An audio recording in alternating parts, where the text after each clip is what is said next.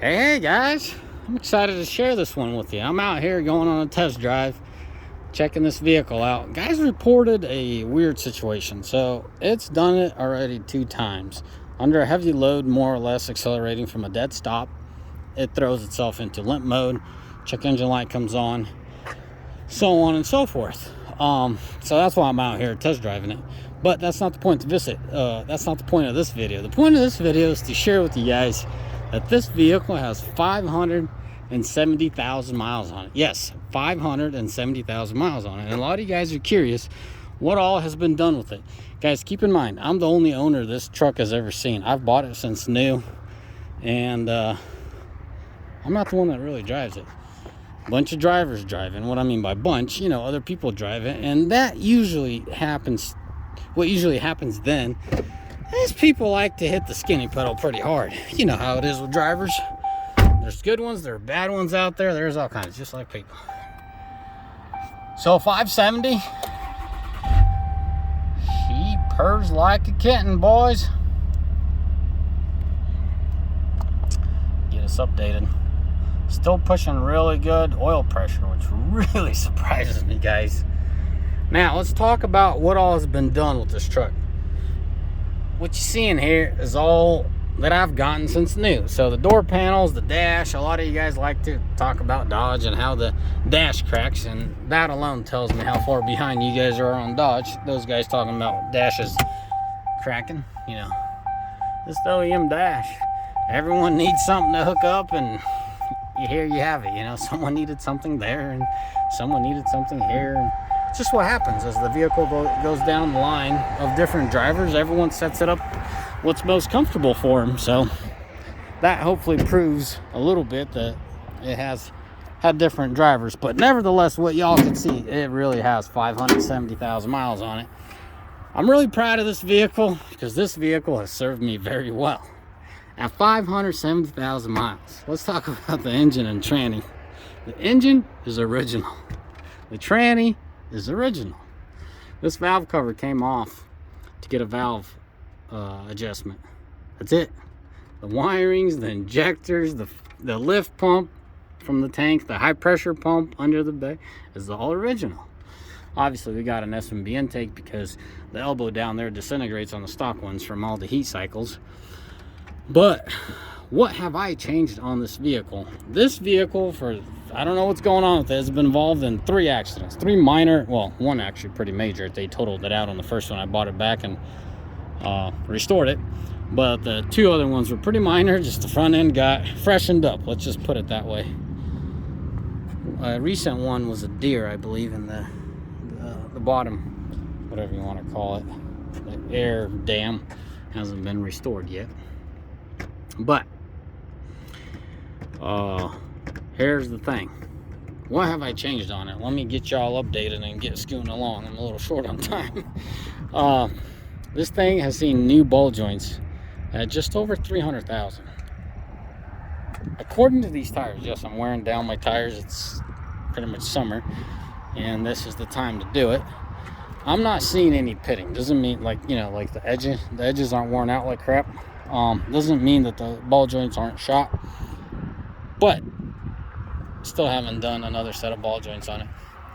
Now the track bar, everything else minus the accident, when this thing was involved in a major accident, I think it bent a couple of those arms at 12,000 miles, by the way.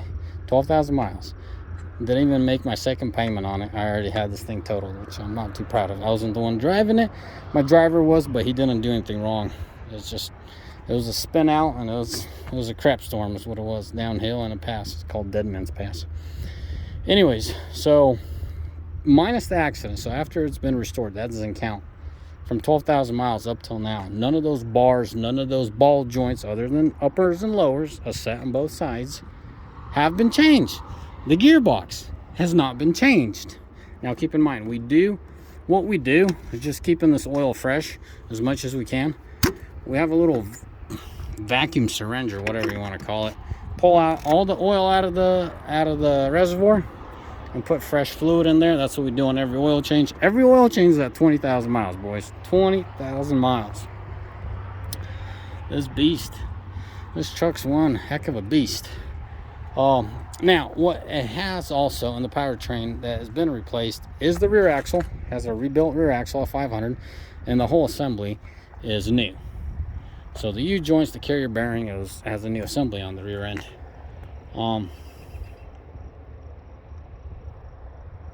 You know, regular maintenance on the brake pads, calipers. You know, we keep a close eye on them. They like to explode. So what happens is the brake pad disintegrates and it pushes the piston out. But that's all operator, or should I say maintenance neglection. So if we see that the brake pads were worn down really hard, we took a good look at that piston, make sure it doesn't have any seepage or anything. Sometimes the guys, they just don't like the way something is. They'll swap them out. Typically, I'm seeing them doing every $300,000-$400,000. They'll still throw a new caliper on there, but they're cheap, you know. Brake pads usually last $150,000-$200,000. If they outlive the 200, we still swap them out because all the heat cycles, they like to unglue and go bye-bye on you. So the metal frame to the actual wearable material goes bye-bye. I wish I could tell you some crazy stories with this truck. I really can't. I mean, it definitely has some mileage on it. Seat's pretty beat. I think the guys, I'm pretty sure actually, the guys took a passenger seat, because we have plenty of those, cushion, and installed it on this one. Because last time I saw this seat, it was like really sunk in, but not now. So I could tell the cushioning is changed out, but this cover is still OEM. I mean, it's filthy, it's dirty, but she works. I was attempting to throw it in limp mode with that issue that my boys were talking about, but I was not successful. I did not succeed. Was not successful with that part. But anyways, boys, that's a quick little rundown. Y'all gonna scream you're full of crap or whatever. The Dodges don't last long. Living proof. I have numerous vehicles with high mileage.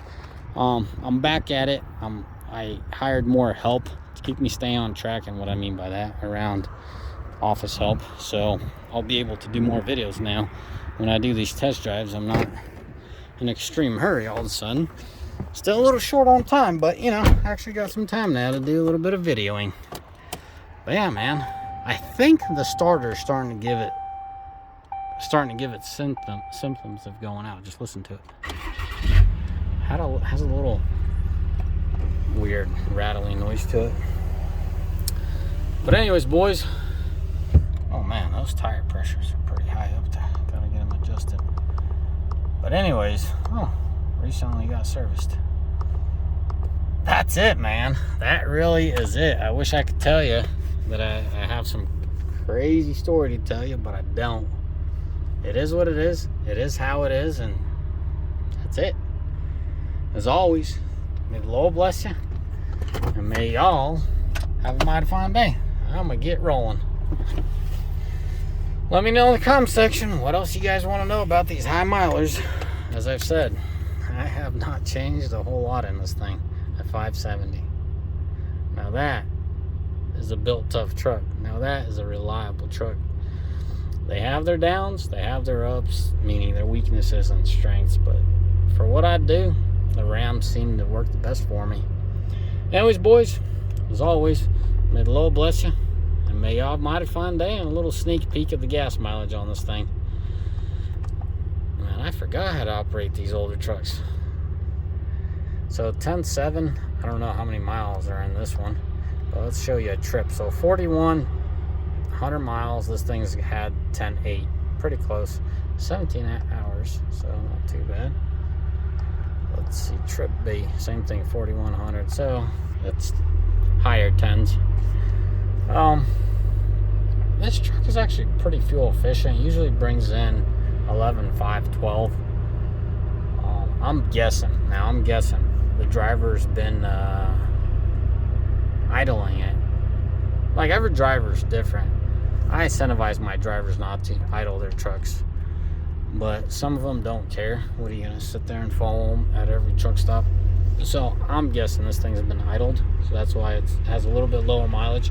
But even with idle time and whatnot, it's phenomenal, boys. It really is for 10.7, and it pulls decent. You can't compete it with a 5th gen, that's for sure. Doesn't have the top end of a 5th gen, but it gets the job done. It gets it done efficiently, and that is the key word there. It gets it done efficiently. Anyways, boys, as always, I tell you, may the Lord bless you. May Almighty find day. Ciao. Bye.